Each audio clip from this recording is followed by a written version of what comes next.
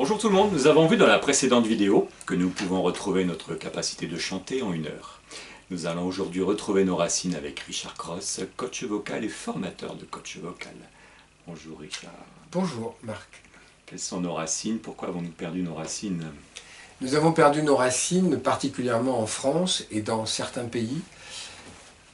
Tout ce que l'on appelle maintenant la culture populaire est devenu quasiment inexistante. Alors la culture populaire, c'est ce qu'on appelle aussi finalement ce qu'on appelait avant le folklore, ce qu'on appelle aussi les musiques traditionnelles et ce qu'on peut aussi appeler les musiques ethniques. Alors, quand on parle des musiques ethniques, on parle de l'ethnie, d'une musique appartenant à une ethnie, et à ce moment-là, que ce soit les Papous de Nouvelle-Guinée ou le Poitou, ce sont des ethnies, donc dans le sens où ce sont des musiques spécifiques à une région, ce sont des musiques locales qui parfois racontent une histoire très ancienne, puisque si on regarde ce qui se passe en Australie, des musiques des aborigènes remontent à des dizaines de milliers d'années. Donc la musique ethnique, elle a bien entendu une connotation très souvent très lointaine, très exotique, mais en réalité la musique ethnique c'est tout simplement, nous par exemple franciliens en Île-de-France, on a une histoire de tradition qui s'est totalement perdue. Actuellement il est quasiment impossible de trouver un francilien, quelqu'un qui habite en Île-de-France, et de lui demander de chanter des chansons de la culture locale.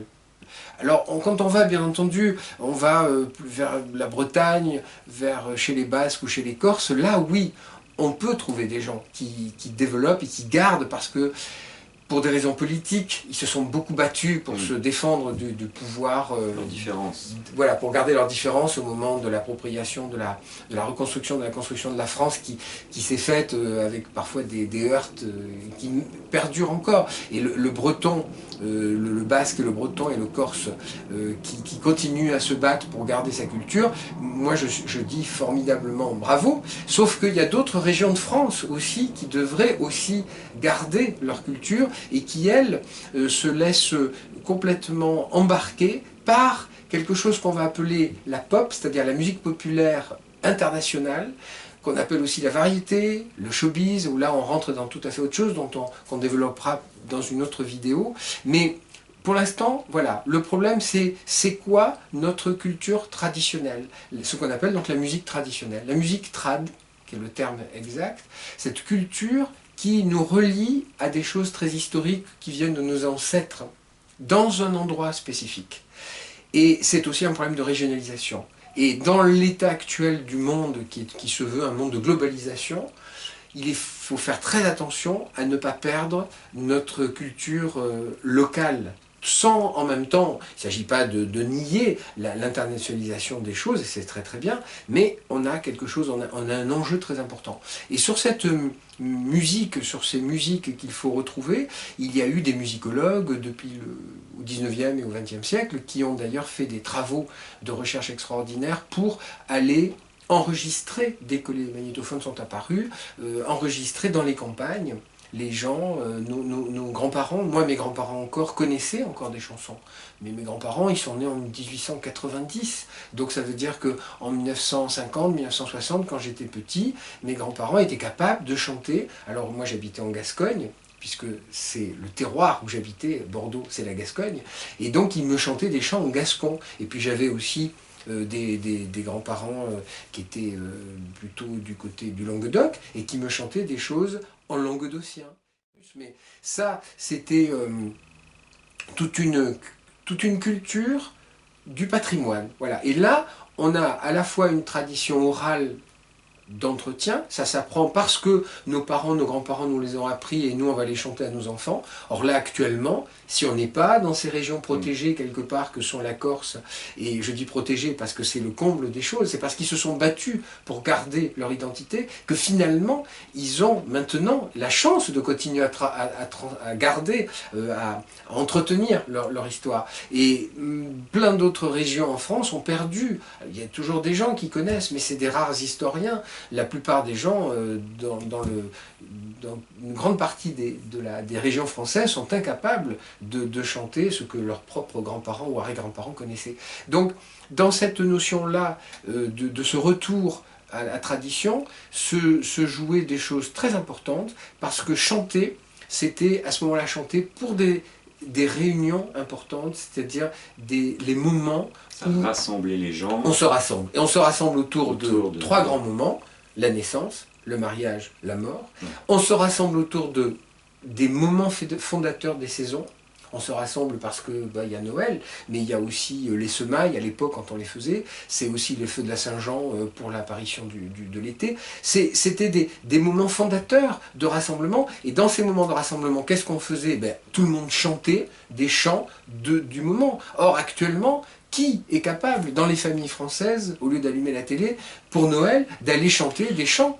En Angleterre, oui. En Allemagne, oui. Aux États-Unis, oui. En France, non. Et c'est terrible parce que c'est là où on est dans une perte de notre identité locale, et qui en plus avait un avantage dont on parlait tout à l'heure, pour nous renvoyer au bébé, à cette extraordinaire plasticité du bébé qui découvre son appareil vocal. Eh bien, quand on se retrouvait pour chanter en famille ou avec les amis, tous ces moments fondateurs, eh bien, c'est aussi une façon de garder actif sa capacité de chanter, de respirer, de danser, de bouger. Et ça entretenait aussi notre agilité, quelque part, à la fois intellectuelle, physiologique. Et quand on voit, moi je voyais mes grands-parents, mes arrière-grands-parents et mes grands-parents, qui étaient des gens qui pouvaient chanter, qui pouvaient danser, qui pouvaient avoir une activité qui finalement avait, à la fin de leur vie, une action, une intensité et une habileté à conserver l'agilité de leur corps, qui n'avait rien à envier à un vieux chinois qui fait du tai chi. Et c'est très bien, le tai chi, moi-même j'en fais, mais on peut garder aussi cette agilité-là en restant investi dans ces cultures traditionnelles. Et chanter, ça entretient le souffle. Chanter entretient mieux que le sport, parce que le sport est une activité, le mot sport est un mot ambigu sur lequel on peut mettre beaucoup de choses. Donc moi je vais parler de l'entretien corporel. L'entretien corporel, ça veut dire faire bouger son corps. Pas nécessairement en faisant de la gonflette ou en faisant du jogging hystérique. C'est bouger son corps de façon à lui garder la mobilité de ses articulations, la liberté de sa respiration, et ça, le chant et la danse nous l'apportent. Chanter et danser jusqu'à la fin de sa vie, c'est tout simplement la clé de la liberté. Et ça réunit les gens. Surtout dans les familles. Et ça réunit les gens, ça réunit à travers ces moments fondateurs. Malheureusement, actuellement, on est en train de perdre toute cette mémoire qui fait que quand à la naissance, on se retrouve autour de la naissance, qu'est-ce qu'on va faire? On va se voir, mais on ne va pas chanter. Alors que dans une famille russe ou une famille ukrainienne, actuellement, pour la naissance, il va y avoir des heures de chant. C'est festif parce que non, nous, qu'est-ce qu'on fait? On met de la musique, mais des musiques enregistrées qui ne sont pas notre culture, d'ailleurs, qui souvent sont en anglais, et qui ne sont pas notre histoire. Ok, merci beaucoup Richard. On se retrouve prochainement. Merci beaucoup, prenez soin de vous, à bientôt.